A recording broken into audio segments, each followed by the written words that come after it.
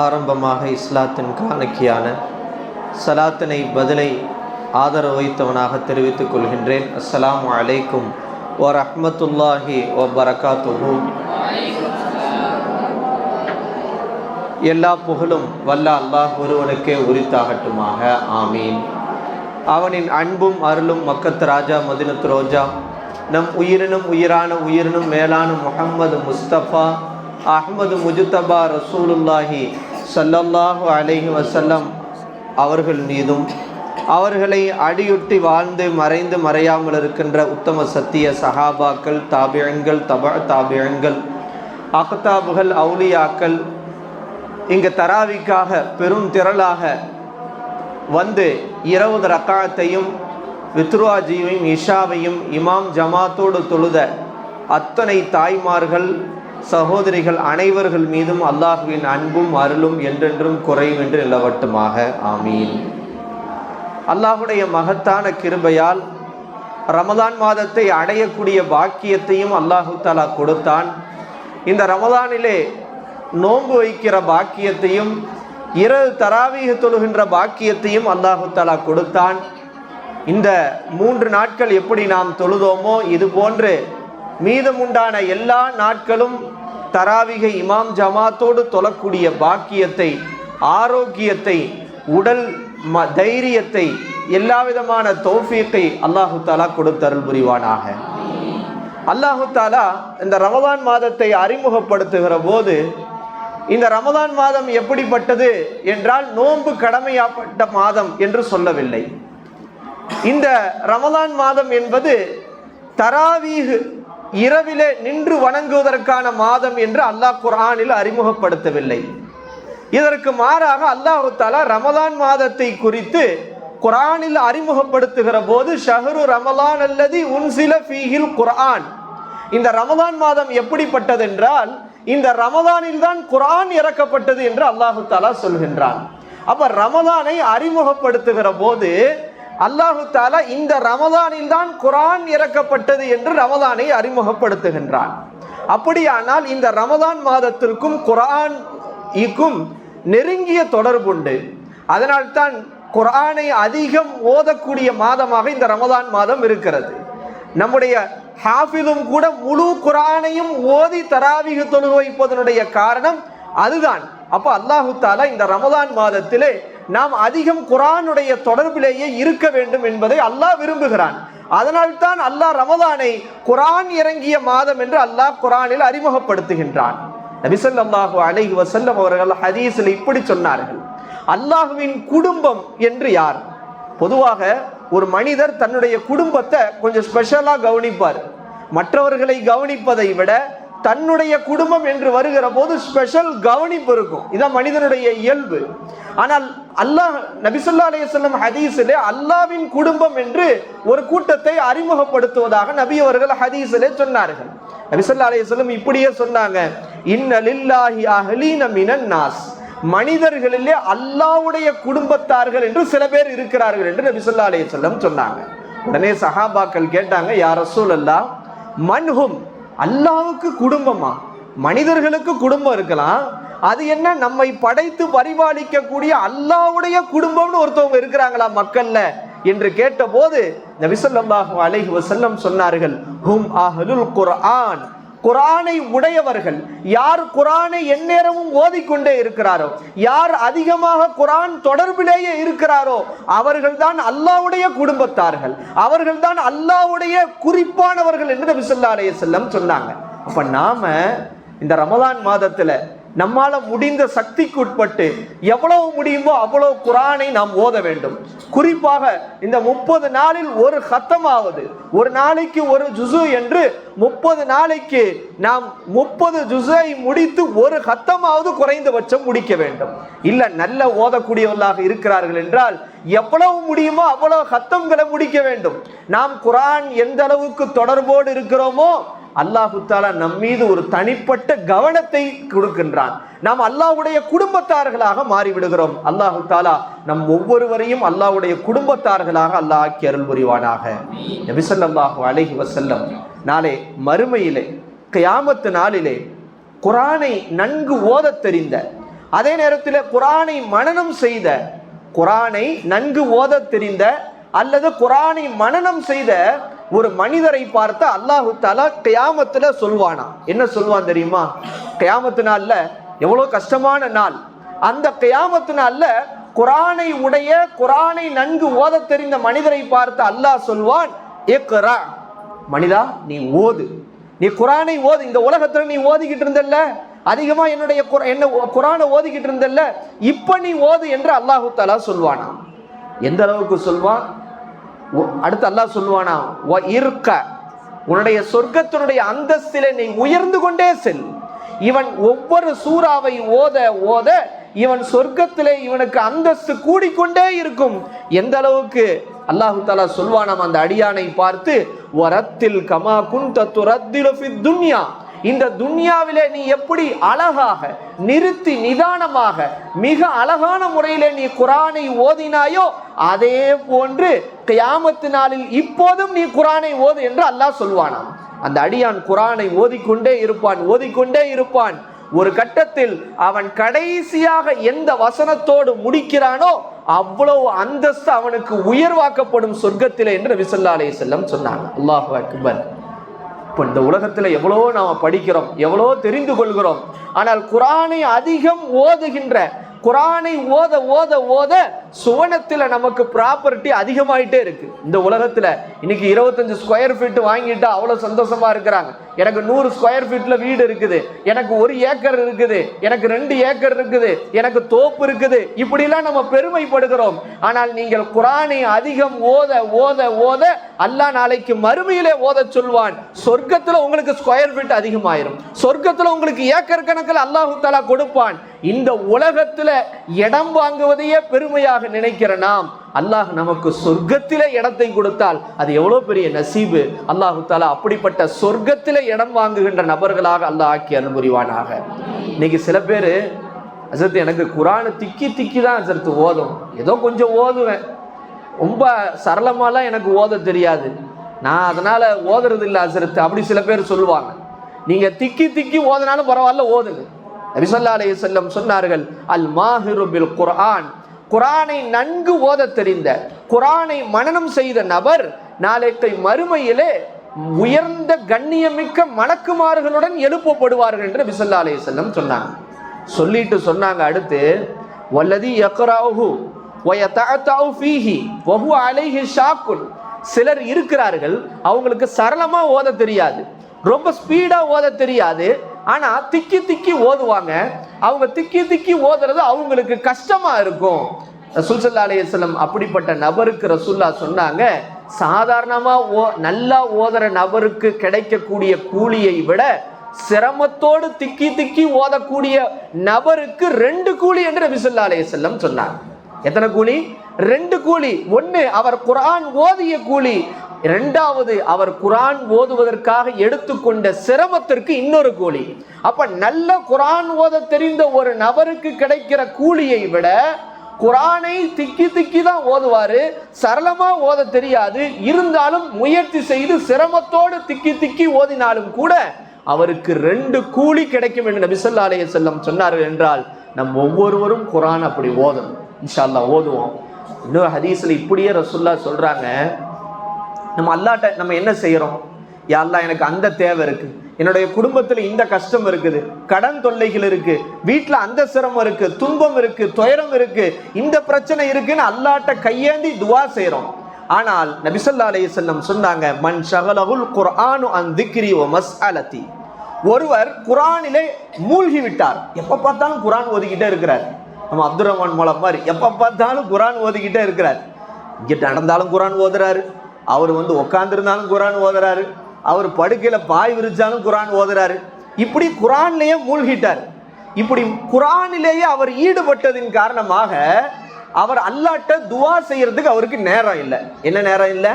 அல்லாஹ்ட்ட துஆ செய்யறதுக்கு அவருக்கு நேரம் இல்லை, அல்லாஹ்வை zikr செய்யறதுக்கு நேரம் இல்லை. அவர் அந்த அளவுக்கு குர்ஆனிலே அவர் ஈடுபட்டு போய்விட்டால் நபி ஸல்லல்லாஹு அலைஹி வஸல்லம் சொன்னாங்க, என்னிடத்திலே துஆ கேட்டவனுக்கு கொடுப்பதை விட சிறந்ததை நான் கொடுப்பேன் என்று நபி ஸல்லல்லாஹு அலைஹி வஸல்லம் சொன்னாங்க. என்ன சொன்னாங்க? ஒருத்தர் அல்லாஹ்ட்ட துஆ செய்யறதுக்கு அவருக்கு நேரம் இல்லை, அந்த அளவுக்கு குரானே ஓதிக்கிட்டு இருக்கிறாரு. என்ன திக்ரு செய்யறதுக்கு நேரம் அல்ல, அந்த அளவுக்கு குரானே ஓதிக்கொண்டிருந்தால் என்னிடத்திலே துவா கேட்பதற்கு கொடுப்பதை விட மிக சிறந்ததை குரானில் ஈடுபடுவதற்கு நான் கொடுப்பேன் கேட்காமலேயே என்று நபி ஸல்லல்லாஹு அலைஹி வஸல்லம் சொன்னாங்க. இப்ப எந்த அளவுக்கு பாக்கியம் பாருங்க, குரான்ல ஈடுபட்ட எந்த அளவுக்கு பாக்கியம். நபி ஸல்லல்லாஹு அலைஹி வஸல்லம் சொன்னாங்க, குரான் மன் கரா ஹர்ஃபம் மின் கிதாபில்லா, குரான் இருந்து ஒரே ஒரு எழுத்தை நீங்கள் ஓதினால் அதற்கு ஒரு நன்மை அது 10 நன்மையாக எழுதப்படும். உதாரணமாக அலிஃப் லாம் மீம் என்றால் அலிஃபுக்கு 10 நன்மை, லாமுக்கு 10 நன்மை, மீமுக்கு 10 நன்மை என்றால் நீங்க ஒரு கா ஜுஸு ஓதினா எவ்வளவு நன்மையை நாம் கொள்ளையடித்து விடுவோம். அதுவும் இந்த ரமதான் மாதத்தில் ஓதினால் அது எவ்வளவு ஈடுட்ட எண்ணி பார்க்க முடியாத நன்மையை நமக்கு பெற்றுத்தரும் என்பதை நாம் சிந்திக்க வேண்டிய கடமை இருக்கிறது. ஒரே ஒரு ஹதீஸிலே நபி ஸல்லல்லாஹு அலைஹி வஸல்லத்துடைய காலத்துல, சரி எனக்கு ஓத தெரியல, நான் என்ன செய்யறது? வீட்டில் இன்னைக்கெல்லாம் டெக்னாலஜி வளர்ந்துருச்சு, குரானை கேளுங்க. குரான் ஓத வச்சு சிடியிலையோ அல்லது யூடியூப் வழியாகவோ நல்ல கிராத்தை போட்டு முழு குரானை நீங்க கேளுங்க, கேட்பதற்கு கூட அளப்பரிய நன்மை இருக்கிறது என்று நபி ஸல்லல்லாஹு அலைஹி வஸல்லம் சொன்னாங்க. அபூ சயீத் அல் குத்ரி ரலியல்லாஹு அறிவிக்கிறாங்க, அதாவது எனக்கு குரான் ஓத தெரியல, ஓதுறத கேளுங்க, அதுல என்ன பிரச்சனை? கேட்கறதுல ஏதாவது பிரச்சனையா? காது நல்லா தானே கேட்குது. அபூ சயீத் அல் குத்ரி ரலியல்லாஹு சொன்னாங்க, ஒரு நாள் நான் முஹாஜிர் சஹாபாக்களில் ஏழையான முஹாஜிர் சஹாபாக்களிடத்திலே நான் அமர்ந்திருந்தேன். அப்படி நான் அமர்ந்திருந்த போது அந்த முஹாஜிரின் சஹாபாக்களில் சிலருக்கு போடுவதற்கு கூட ட்ரெஸ் இல்லை. அப்ப அறகுறையான ஆடை, அந்த அளவுக்கு ஏழ்மை. நம்மள மாதிரிலாம் பணக்காரெல்லாம் கிடையாது, நல்லா உடுத்துறோம், நல்லா சாப்பிட்றோம், ஆனா அல்லாஹ்வை குறை சொல்றோம், அல்லாஹ் என்னை இப்படி கஷ்டப்படுத்துறானே, இப்படி வச்சிருக்கானேன்னு. ஆனால் முஹாஜிரின் ஏழை சஹாபாக்கள் உடுத்துவதற்கு கூட சரியான ஆடை இல்லாமல் அந்த மஜ்லிஸ்ல ஒருத்தர் இன்னொருத்தரை மறைச்சு மறைச்சு உட்கார்ந்து இருக்கிறாங்க. அப்ப ரசூல் ஸல்லல்லாஹு அலைஹி வஸல்லம் அங்க வர்றாங்க. அந்த சஹாபாக்கள்ல ஒரு காரி, ஒருத்தர் குரான் ஓதுறாரு, மற்ற எல்லாரும் குரான் ஓதுறத கேட்கிறாங்க. ஒருத்தர் குரான் ஓதுறாரு சஹாபாக்கள்ல, அங்க உட்கார்ந்திருந்த மற்றவங்க எல்லாம் அந்த குரான் ஓதுறத கேட்கிறாங்க. ரசூல் ஸல்லல்லாஹு அலைஹி வஸல்லம் சலாம் சொல்லிட்டு அந்த சபைக்குள்ள வர்றாங்க. ரசூலுல்லாஹ் வந்தோடனே அவங்க உடனே குரான் ஓதுவதை நிறுத்தி விடுகிறார்கள். ரசூலுல்லாஹ் கேட்கிறாங்க, நீங்க என்ன செஞ்சிட்டு இருந்தீங்கன்னு கேட்கிறாங்க. உடனே அங்கிருந்த ஏழை சஹாபாக்கள் சொன்னாங்க, யா ரசூலல்லாஹ், எங்களில் ஒருவர் குரானை ஓதி கொண்டிருந்தார், மற்றவர்கள் எல்லாம் நாங்கள் ஓதுவதை கேட்டு கொண்டிருந்தோம் என்று நபி ஸல்லல்லாஹு அலைஹி வஸல்லம் இடத்துல சொன்னாங்க. உடனே ரசூல் ஸல்லல்லாஹு அலைஹி வஸல்லம் சொன்னாங்க, அல்ஹம்துலில்லாஹில்லதி ஜஅல மின் உம்மதி மன் உமிர்து அன் அஸ்பிர நஃப்ஸி மஅஹும். அல்லாஹு தஆலா யாருடன் நான் இருக்க வேண்டும் என்று எனக்கு கட்டளையிட்டானோ அப்படிப்பட்ட இந்த கூட்டத்தாருடன் என்னை ஆக்கினானே, அந்த அல்லாஹ்வுக்கே எல்லா புகழும் என்றார்கள். அங்க முஹாஜிர் சஹாபாக்கள் ஏழைதான், ஆனால் ஒருவர் குரான் ஓத மற்றவர்கள் எல்லாம் செவி தாழ்த்தி கேட்கிற இந்த சபையிலே நபி அவர்கள் இருக்க வேண்டும் என்று அல்லாஹ் கட்டளையிட்டானாம். அல்லாஹு அக்பர். அடுத்து ரசூல் ஸல்லல்லாஹு அலைஹி வஸல்லம் அங்கிருந்த சஹாபாக்களை பார்த்து சொன்னார்கள், யா முஹாஜிர் சஹாபாக்களே, நாளைக்கு கியாமத் நாளிலே நீங்கள் மிகவும் பிரகாசமானவர்களாக நீங்கள் இருப்பீர்கள் என்றார்கள். கியாமத் நாளில் நீங்க எப்படி இருப்பீங்க? மிகவும் பிரகாசமாக இருப்பீர்கள்.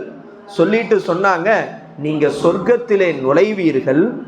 யாரை விட என்றால் மக்களில் பணக்காரர்களை விட அரை நாள் முன்னாடி சொர்க்கத்தில் நுழைஞ்சிருவீங்கன்னாங்க. ஏழையாகி இருக்கக்கூடிய நீங்கள் பணக்காரர்களை விட அரை நாள் முன்னாடி சொர்க்கத்திலே நுழைந்து விடுவீர்கள். மறுமை நாளில் அரை நாள் என்பது 500 வருஷத்திற்கு சமம். அப்ப ஏழைகளாகிய நீங்கள் பணக்காரர்களை விட 500 வருஷம் முன்னாடி சொர்க்கத்திலே நுழைந்து விடுவீர்கள் என்று நபி ஸல்லல்லாஹு அலைஹி வஸல்லம் சொன்னார். அந்த சஹாபாக்கள், முஹாஜிர் சஹாபாக்கள் செய்த அமல் என்ன? ஒருவர் குரான் ஓத மற்றவர் எல்லாம் கேட்கிற அந்த ஒரு விஷயம். இப்ப நாம என்ன செய்யணும்? நமக்கு ஓத தெரியலையா? நம்ம வீடுகள்ல கண்ட சினிமா பாடல்கள், தேவையற்ற விஷயங்கள், ஸ்டேட்டஸ், போக்குவரத்து, இன்னைக்கு பார்க்குற ஸ்டேட்டஸ்ல அமுட்டு உலகத்தில் இருக்கிற அமுட்டு சினிமா ஸ்டேட்டஸையும் என்ன செய்யறாங்க? தங்களுடைய ஸ்டேட்டஸ்ல வைக்கிறாங்க. எங்க ஒரு நம்பரை சேவ் பண்ணிட்டு எடுத்துட்டு போய் ஸ்டேட்டஸ்ல பார்த்து அல்லாஹு அக்பர், ஒரே லவ் ஸ்டேட்டஸ், ஒரே ஒரு தேவையற்ற ஸ்டேட்டஸ், சினிமாக்களுடைய ஸ்டேட்டஸ், டூயட் ஸ்டேட்டஸ், இப்படி மோசமான கலாச்சாரங்கள்ல இருக்கிற நாம நம்ம வீடுகள்ல குர்ஆனுடைய சத்தத்தை நாம் கேட்க வேண்டும். இன்ஷா அல்லாஹ். அல்லாஹ் தஆலா குர்ஆன்ல அவ்வளவு மகிமையை வச்சிருக்கிறான். உங்களுக்கு சூரா வாக்கியா, ஒரே ஒரு சூரா வாக்கியாவை பற்றி நான் சொல்லுகிறேன். நபி ஸல்லல்லாஹு அலைஹி வஸல்லம் சொன்னாங்க, அல்லிமு நிசாக்கும் சூரத்தல் வாக்கியா, உங்கள் பெண்களுக்கு நீங்க சூரா வாக்கியாவை கற்றுக் கொடுங்கள் என்றார்கள். ஏனென்றால் அந்த சூராவுக்கு பேரு பணக்கார சூரா. அந்த சூராவுக்கு பேரு என்னது? சூரத்துல் கினா, பணக்கார சூரா. ரசூல் ஸல்லல்லாஹு அலைஹி வஸல்லம் சொன்னாங்க, யாரும் ஹதீஸ்ல இப்படி வருகிறது, அப்துல்லாஹ் இப்னு மஸ்ஊத்னு ஒரு சஹாபி, அப்துல்லாஹ் இப்னு மஸ்ஊத், அவங்க மரணப்படுக்கையில நோய்வாய்ப்பட்டு கிடக்கிறாங்க. நோய்வாய்ப்பட்டு கிடக்கிற போது அவர்களை நோய் நலம் விசாரிப்பதற்கு உஸ்மான் ரலியல்லாஹு வர்றாங்க. உஸ்மான் ரலியல்லாஹு யாரு? ஹலீஃபா. வந்து கேட்குறாங்க, உங்களுக்கு என்ன செய்யுதுன்னு கேட்குறாங்க. அப்போ அவங்க சொல்றாங்க, எனக்கு நோய்வாய்ப்பட்டு இருக்கிறது. அப்போ உடனே அவங்க கேட்குறாங்க, உங்களுக்கு டாக்டரை கூட்டிட்டு வரட்டுமான்னு கேட்குறாங்க. அந்த டாக்டர் தான் என்ன நோயாளியாவே ஆக்கணான்னு சொன்னாங்க அப்துல்லாஹ் இப்னு மஸ்ஊத். யார் டாக்டர்? அல்லாஹ். அந்த அல்லாஹ் தான் என்ன பட வச்சான். எனவே அல்லாஹ் தான் ஷிஃபா தரணும், யாரையும் நீங்க அழைச்சிட்டு வர வேணான்னு சொல்றாங்க. அடுத்து உஸ்மான் ரலியல்லாஹு கேட்குறாங்க, உங்களுக்கு நிறைய பொம்பளை பிள்ளைங்க இருக்கிறாங்க, உங்களுக்கு பைத்துல் மால்ல இருந்து ஏதேனும் செல்வத்தை உங்களுக்கு கொடுக்கட்டுமான்னு கேட்குறாங்க.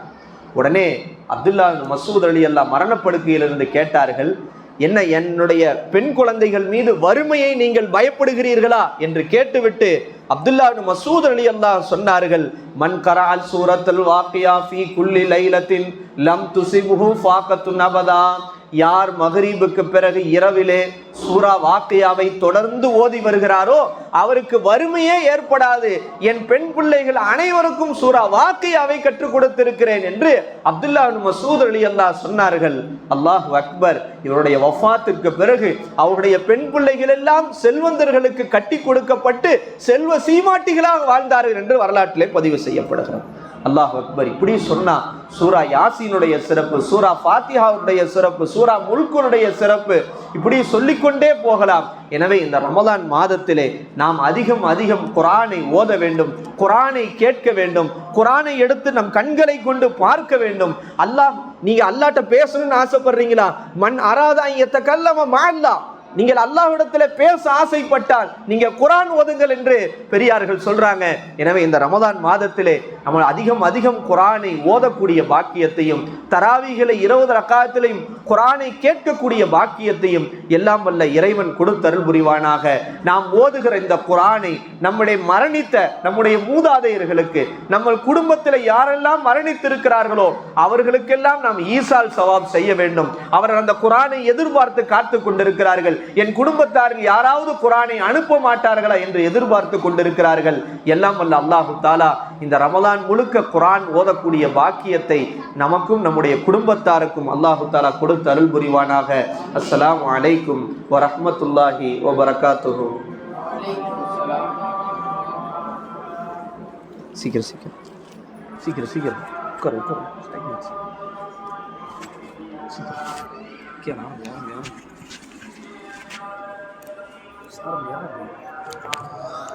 آمين. الحمد لله رب العالمين.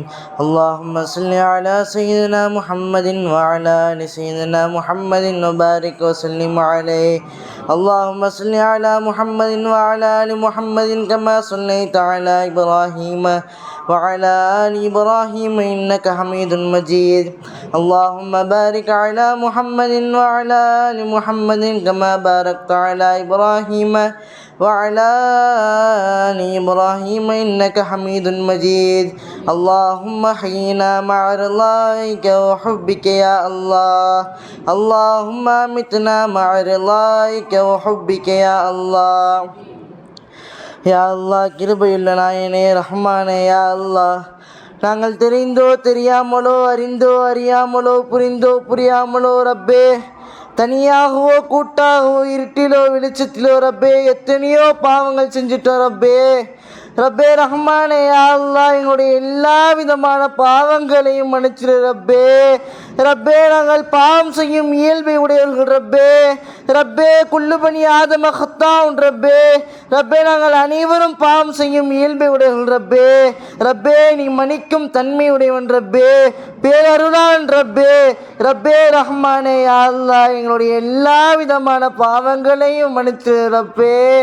ரப்பே, எங்களை பெற்றெடுத்த பெற்றோர்கள் அவர்களுடைய பாவங்களை மன்னிச்சிரு ரப்பே. ரப்பே அவர்கள் செய்த எல்லா விதமான பாவங்களையும் மன்னிச்சு ரப்பே. ரப்பே அவர்களுக்கு மகஃபிரத்தும் ஹிதாயத்தும் தந்திரு ரப்பே. ரப்பே ரஹ்மானே யா அல்லாஹ் எங்களை வாற்றெடுத்து எங்களுடைய உஸ்தாத்மார்களுடைய பாவங்களை மன்னிச்சிரு ரப்பே. ரப்பே எங்களை ஆசிரியர் பெருமக்களுடைய பாவங்களை மன்னிச்சிரு ரப்பே. ரப்பே அவருடைய குடும்பத்தார்களுடைய பாவங்களை மன்னிச்சிரு ரப்பே. ரப்பே அவருடைய குடும்பத்திலே செல்வ செழிப்பை தந்திரு ரப்பே. ரப்பே அவருடைய குடும்பத்திலே செல்வ செழிப்பை தந்திரு ரப்பே. ரப்பே ரஹ்மானே யா அல்லாஹ் எங்களுடைய குடும்பத்திலே யார் யாரெல்லாம் கபருக்கு சென்றிருக்கின்றார்கள் ரப்பே அவர்களுடைய பாவங்களை எல்லாம் மன்னிச்சிரு ரப்பே. ரப்பே கபருடைய அதாபை விட்டும் அவர்களை பாதுகாத்திரு ரப்பே. ரப்பே ரஹ்மானே யா அல்லாஹ் கபருடைய கேள்வி கணக்கை அவர்களை இலகுவாக்கி தந்திரு ரப்பே. ரப்பே ரஹ்மானே யா அல்லாஹ் நாங்களும் ஒரு நாள் அந்த கபருக்கு வர இருக்கின்றோம் ரப்பே.